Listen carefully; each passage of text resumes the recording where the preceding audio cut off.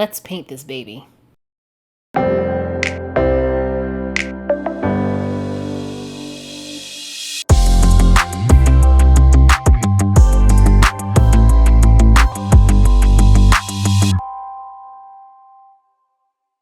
going to paint these with watercolor. Let's start by choosing a color scheme.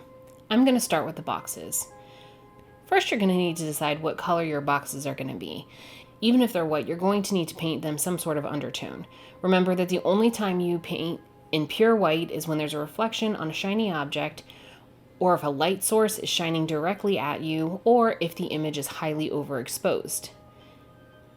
I'm going to use shades of blue to create the shading in my boxes. Since the background's going to be red and pinks and inside of a body, it would feel more like the boxes were actually there if I used warm colors, because the white would reflect the colors inside, but I want to create a little bit more contrast in the colors so that the boxes stand out a little bit more.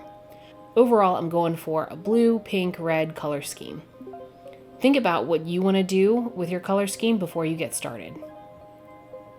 The next thing I'm going to do is consider the location of the light source.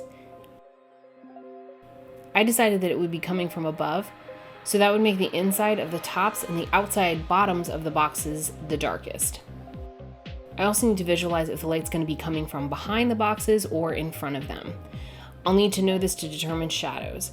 I'm going to imagine a light source above and slightly in front of the boxes. Now that we have a plan, let's start underpainting. This just means that we're going to use very light values of the colors or watered down colors that we slowly build up on.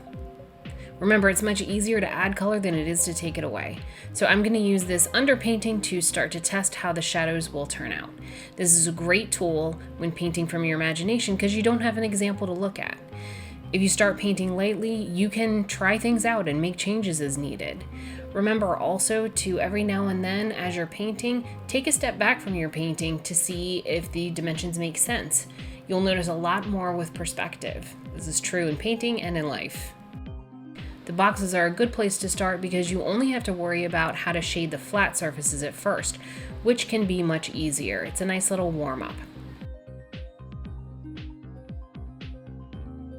Another reason I'm starting with one thing at a time is because of the watercolor's tendency to bleed into other areas while they're still wet.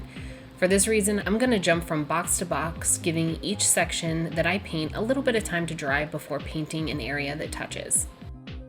Next, we're going to turn our attention to the objects inside the boxes and the pieces that connect them. Now, every now and then you're going to see me go back and forth between the boxes and the objects as I discover things that need to be added or changed. Much like the boxes, I'm going to start with a light shade of what colors I think each part should be.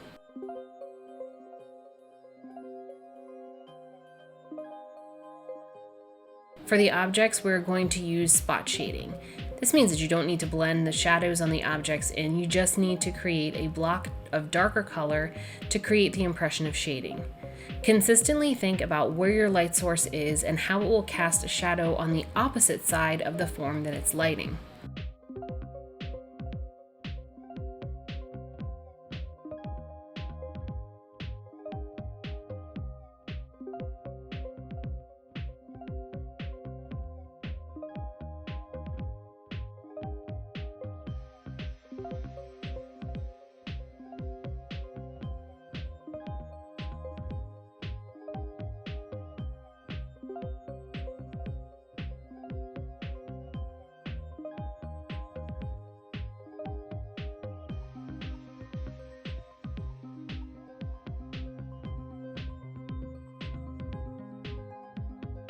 Lastly, we'll paint the background. Remember to erase the lines in the back of the boxes and the mark that we made for your light source. As you paint the background, keep in mind where the light source would shine the brightest and keep that lighter. This will also make your background a little bit more dynamic.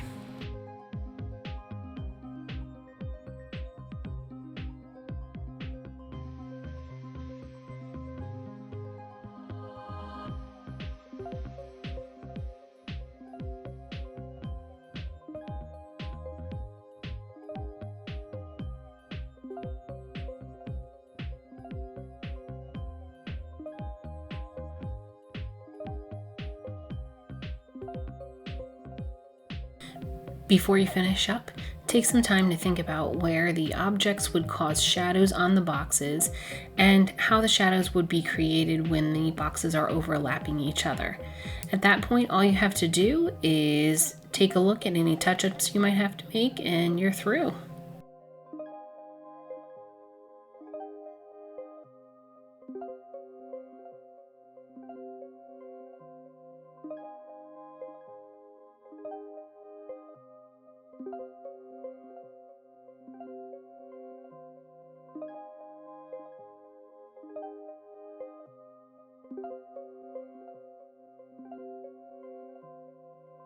Good luck, and I can't wait to see what you guys come up with.